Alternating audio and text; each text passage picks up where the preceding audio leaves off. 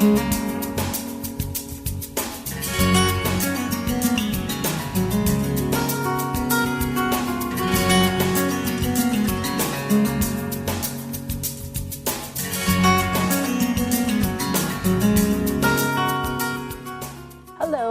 and welcome to a special GIS feature with Health in Perspective. I am Public Health Communications Specialist Natasha Letzum, reporting for the Ministry of Health and Social Development. The Ministry of Health and Social Development has implemented a 10-year strategy to improve the health and well-being of the population and reduce the rising prevalence of non-communicable diseases. The strategy prioritizes prevention by integrating policies and actions across multiple settings where people live, play, and work to improve health and save lives. We have with us Coordinator for Health Promotion Services, Miss Ivy George, to give us an update on the strategy and our quest of achieving a healthier Virgin Islands. Thanks for joining us, Miss George. Thank you for having me. Now, Ms. George, your unit is beginning to take off with a number of initiatives that will help to assist the territory with becoming healthier. Let's start with the Fitness Movement Challenge and the great response that it has received. The Physical Fitness Challenge is part of the activity for improving physical activity in the adult population. And so we thought that by using a challenge, we will be able to generate some interest in getting that started. And we have done that by introducing the 10,000 step per day challenge. And we will be doing that for 12 weeks. And the reason we have selected 12 weeks is because we are after behavior change.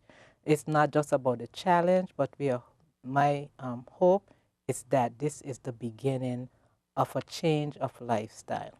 Mm-hmm.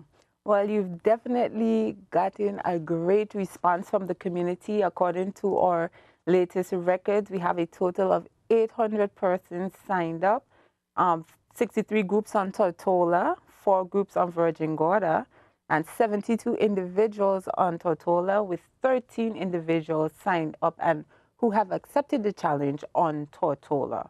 Now, we're in the limelight right now. People are walking. You see them on the streets daily.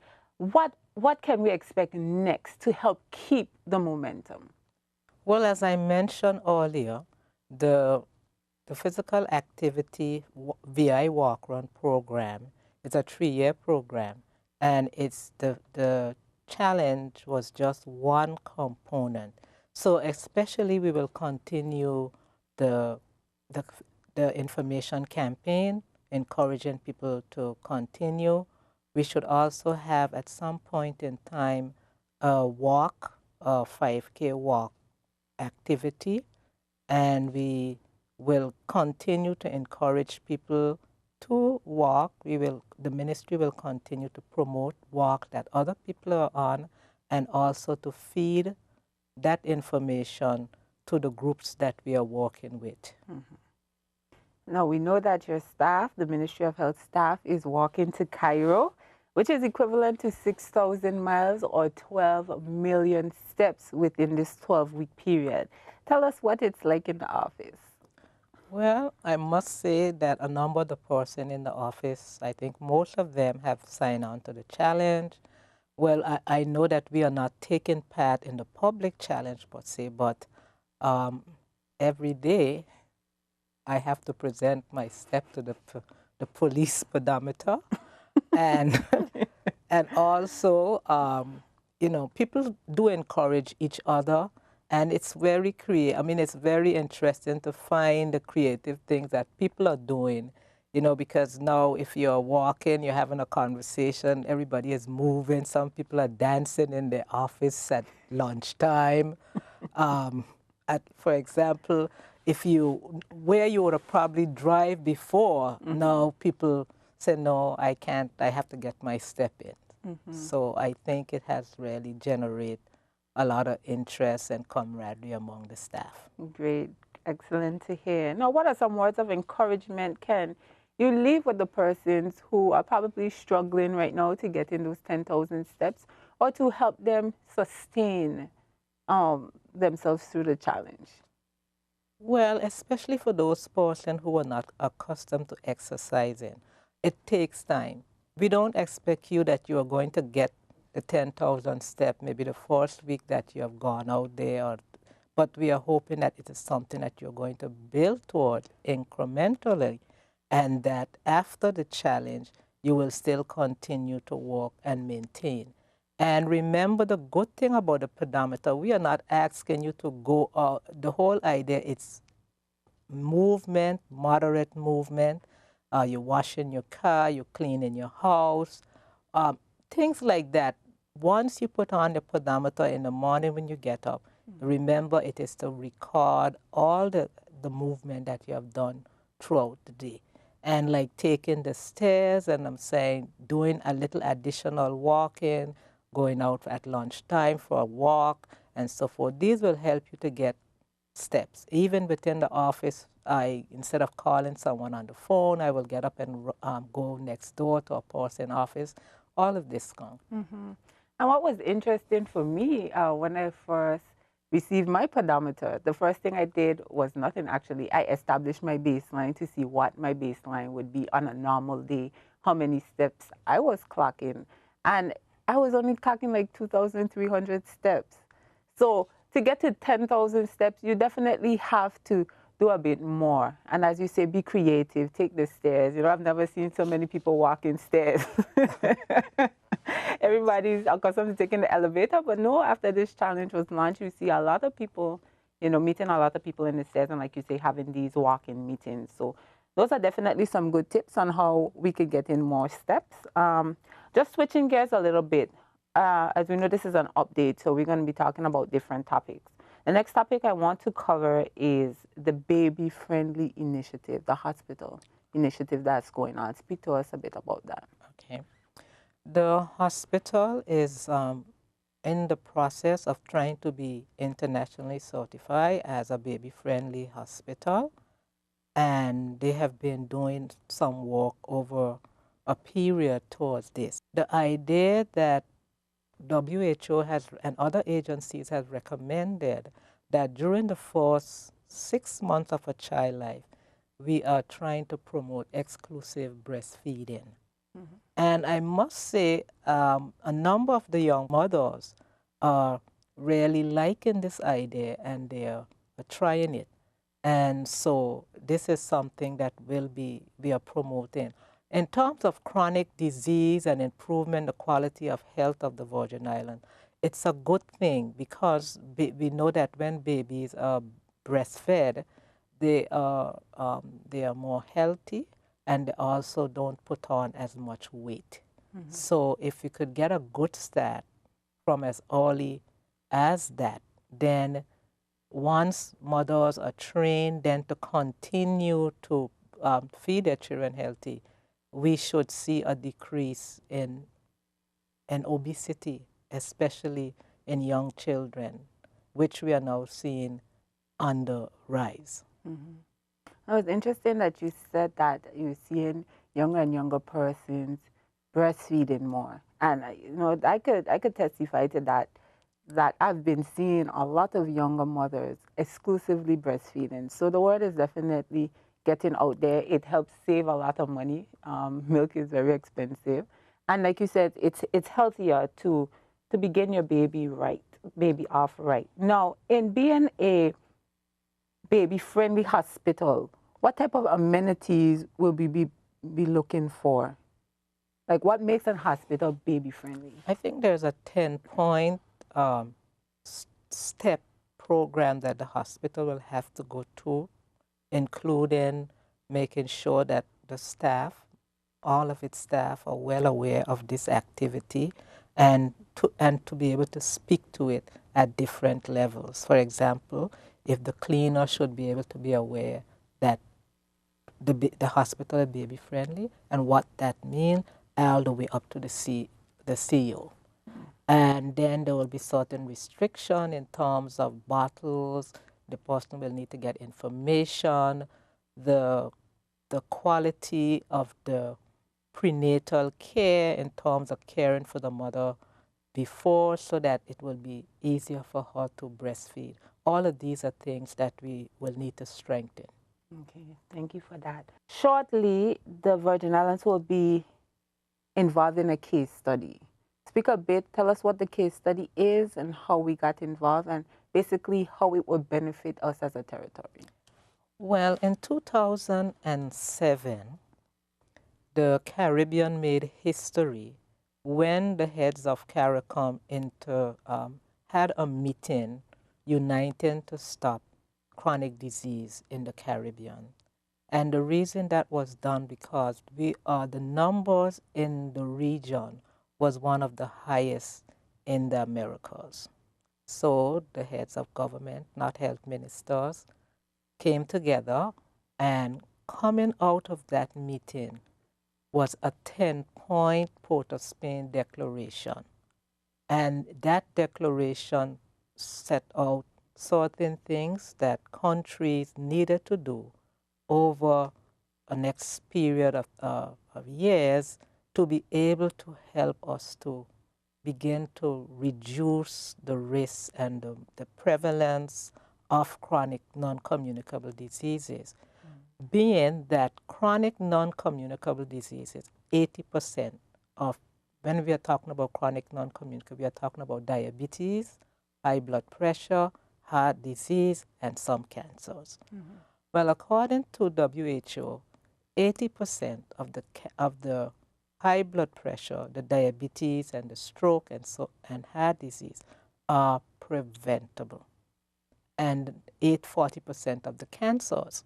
So it is in our best interest then to move toward a paradigm or shift towards prevention and promotion as opposed to walking downhill, which is what mostly we have been doing in the health sector.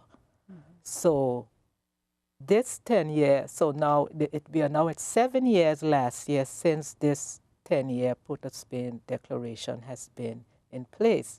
And so there is 5 agencies, the Pan American Health Organization, CAFA, which is the Caribbean Institute for Public Health, the University of the West Indies, the University of Toronto, Canada, and also a research agency in Canada is coming together, and they are going to evaluate what has been the impact of this extraordinary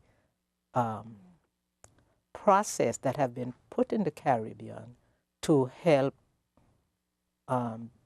increase health and reduce chronic diseases. And so they're also doing 7 case studies, and we have been selected as one of the one of the territories where they'll do a case study. So a 3-man team will arrive here next week, and they have a list of persons that they would want to talk to in reference to what has been happening. And one of the important things, not so much what has been happening in health, but especially in the other sectors. Now, how would the BVI stand to benefit from being a part of this case study? Well, what will happen is we will be able to see where our weaknesses are and where our strengths are, and also will contribute to the overall improvement, not only of BVI, but the whole region. And so this is how, and it will be good for us too, because we need to also look at what we have done right, what we could do better, etc.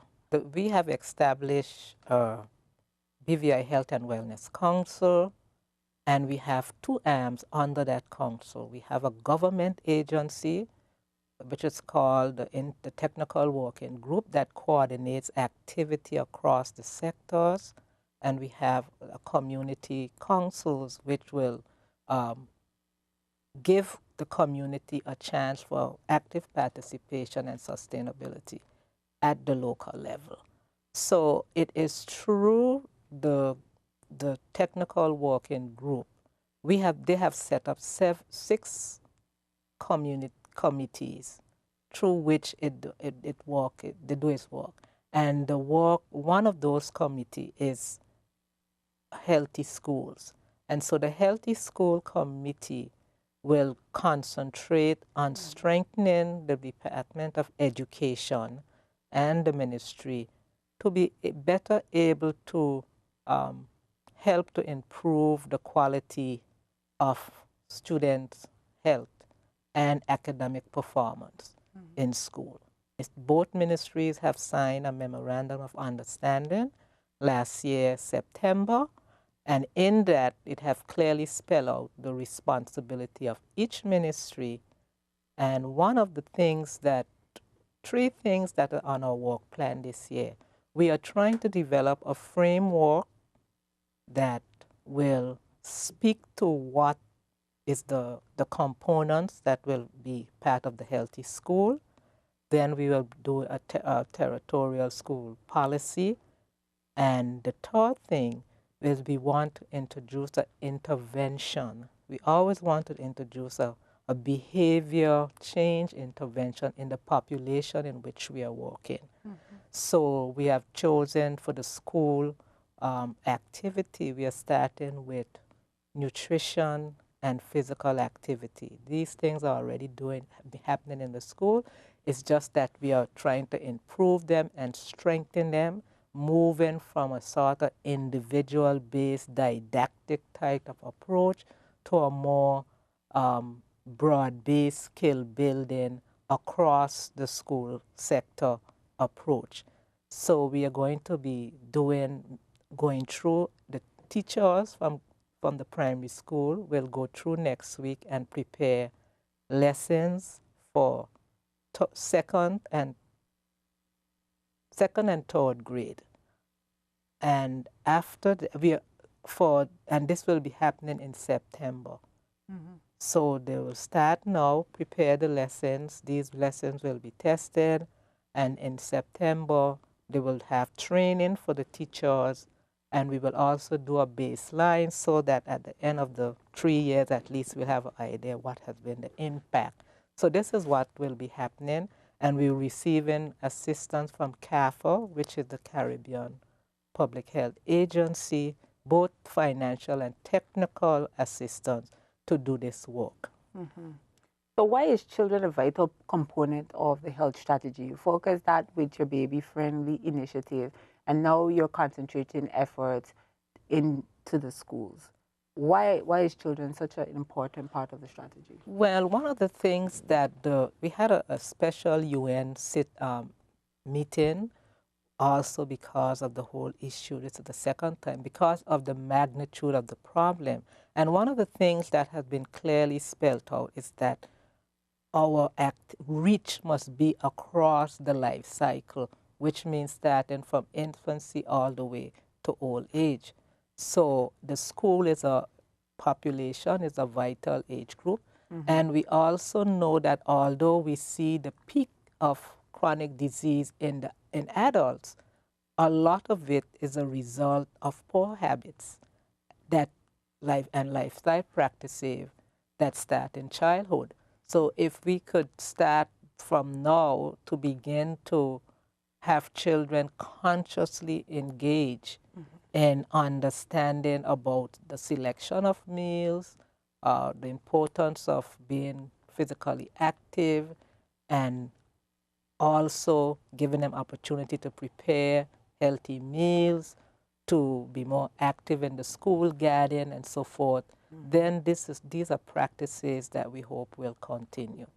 And now, as I said, we are talking about children, but again, how this approach is different from what we have been doing in the past is that the principals, the schools, the parents, and the vendors around the schools are also going to be all expected to play a role in enabling these children to really be able to make healthy choices. I want you to bring us full circle by telling us how all these activities fit into your strategy to promote a healthier Virgin Islands. Well, as I said to you earlier, one of the mandates is that the strategy is comprehensive. it's integrated, and it speaks to activity across the life cycle. It speaks to policy, regulations, developing national program with best practice, campaigns that will lead to behavior change. And like I said, Ministry of Health is the lead agency, and the Health Promotion Unit is the secretariat for this program, as well as for the council and the technical working group.